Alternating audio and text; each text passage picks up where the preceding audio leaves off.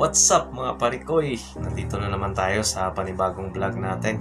So welcome sa Barko Vlog. Tatalakayin natin ngayon yung tungkol sa mga trabaho ng seaman na hindi alam ng karamihan na yun pala yung mga ginagawa ng seaman sa barko. Kasi nga pag sinabing seaman, ang tumatatak agad sa isip ng mga kaibigan natin, kapitbahay, yung trabaho ng isang seaman ay tik-tikalawang. So ngayon, himay-himayin natin kung ano nga ba talaga yung mga task nila na hindi nila minsan sinasabi na ganun pala yung mga pinagagawa nila sa barko. So tara guys, mga parikoy, mga kaibigan, mga kapitbahay, panoorin nyo to para malalaman nyo na kung ano nga ba talaga yung trabaho ng isang seaman sa barko.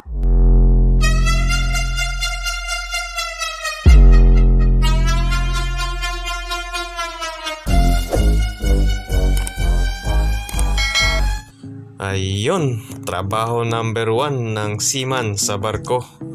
Ang seaman pala ay isa ring bombero. Sila ay well-trained na bombero sa barko, mga sir at ma'am, mga kapitbahay, mga parikoy. So sila ay bago sumampa ng barko ay kumuha ng basic training. So doon pinag-aralan nila yung fire triangle, paano tanggalin yung isang element ng fire. So kaya ayan, kahit na nasa barko na, laging ini-exercise nila yung fire drill na tinatawag sa barko. So buwan-buwan yan ginagawa, mga sir at ma'am, mga parikoy, mga kapitbahay. Trabaho number 2, ang seaman pala ay isa ring doktor. So ang seaman ay well-trained din sa pagbigay ng paunang lunas sa barko kung may magkaroon man ng fractured, may ma-injure, may maputulan ng daliri. Hindi naman natin hinihingi yun pero minsan nangyayari. So merong nabalian ng buto, kaya ng seaman bigyan ng paunang lunas kung ganun man.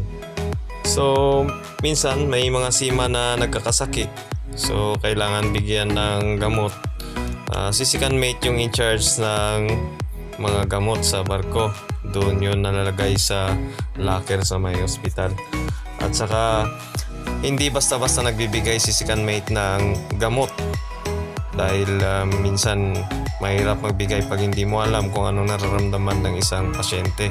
So ang ginagawa ni second mate ay tinitingnan niya muna doon sa may medical book na doon nakalagay kung anong mga symptoms na nararamdaman ng pasyente, ano yung mga kailangan na gamot na dapat niyang inumin o anong lunas ang kailangan niya.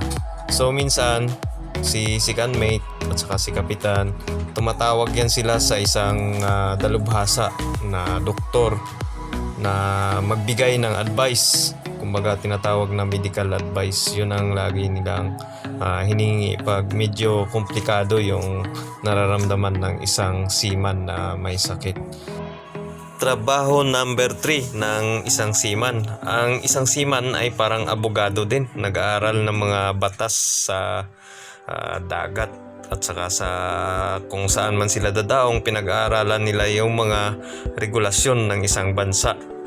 At saka meron ding sinusunod na SOLAS regulation kasi lahat ng ginagawa sa barko connected yan sa SOLAS. Kasi nga kahit na magpalit ka nga lang ng ilaw o di kaya pinto, kailangan as per SOLAS regulation talaga yung mga pinagagawa doon sa barko. Tapos ang isang seaman nag-aaral diyan ng rules of the road, yung tinatawag na collision avoidance.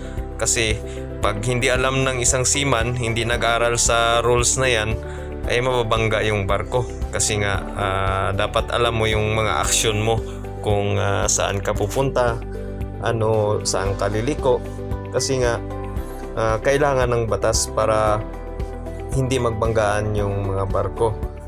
Yung seaman nag-aaral din tungkol sa SMS, yung Safety Management System, about sa MLC, Maritime Labor Convention, about sa ILO, International Labor Organization, At saka marami pang iba na mga regulasyon na pinag-aaralan ng mga seaman.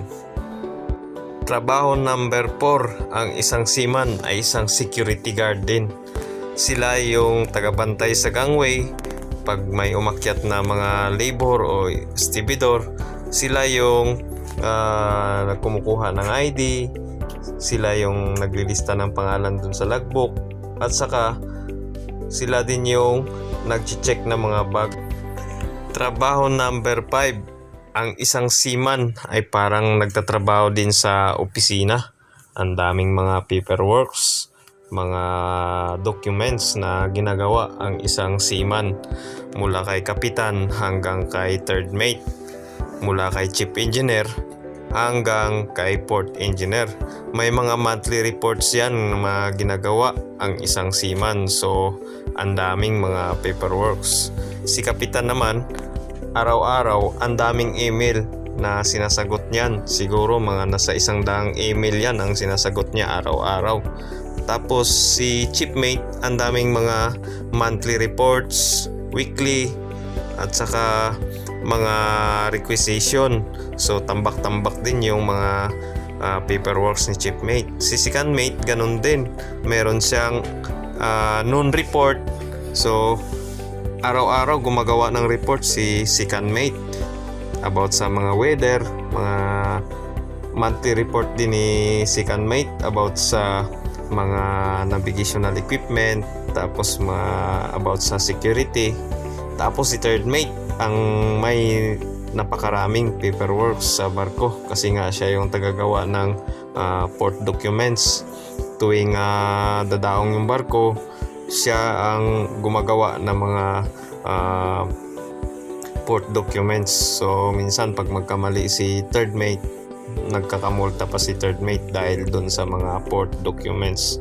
So si chief engineer naman, ganun din, may non-report yan siya kasi araw-araw gumagawa sila ng report para sa fuel consumption, mga calculation ng mga fuel sa barko. Trabaho number 6 ng isang seaman. Ang isang seaman ay magaling din na isang rescuer. Marunong sila mag-rescue ng tao na nahulog sa dagat. Marunong din sila mag-rescue ng tao na nasuffocate doon sa bodega o kung saan mang parte ng barko. So ang seaman ay well-trained na isang rescuer. Trabaho number 7 ng isang marino na hindi alam ng mga kababayan natin. Ang isang marino ay isang basurero din.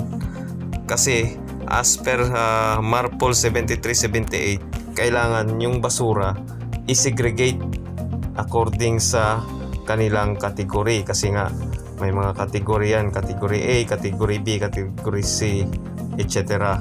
So ang mga basura sa barko, halimbawa lata, i-segregate yan. Yung papel, sinisegregate yan. Yung plastic, sinisegregate yan.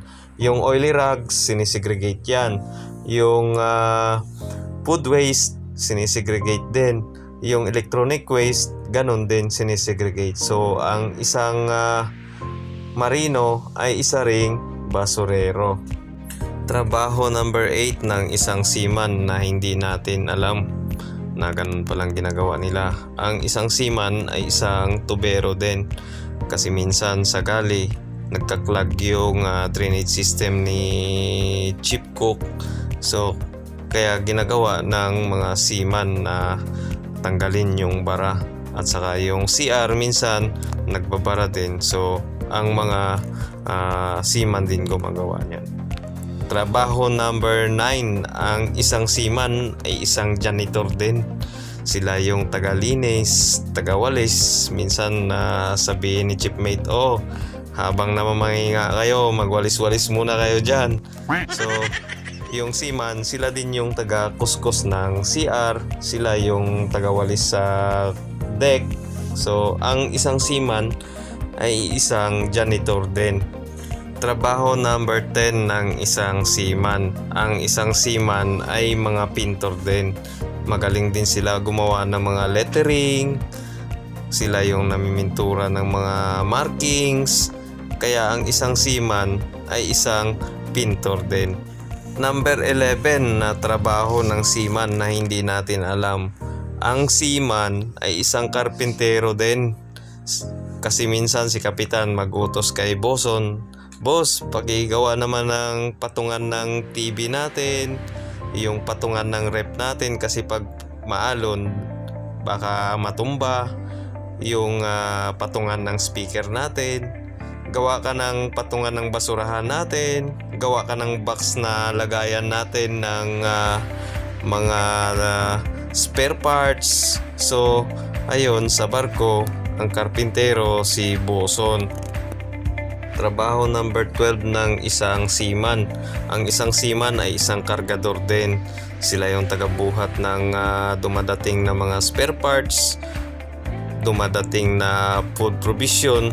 Binubuhat yan papunta doon sa chamber o provision room ni Chief Cook.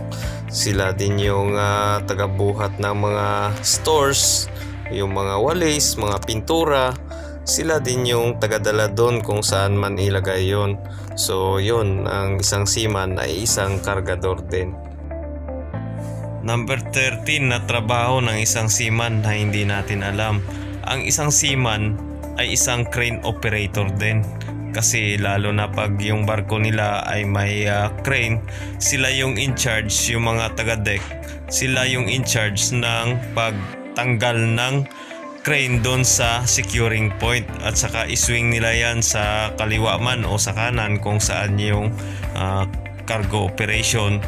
So kung sa container, kung ang cargo operation na sa kanan, so iswing nila yung crane papunta sa kaliwa. Tapos pag natapos na yung cargo operation, yung mga seaman din yung in charge ng pag-secure ng crane. So ang isang seaman ay isang crane operator din.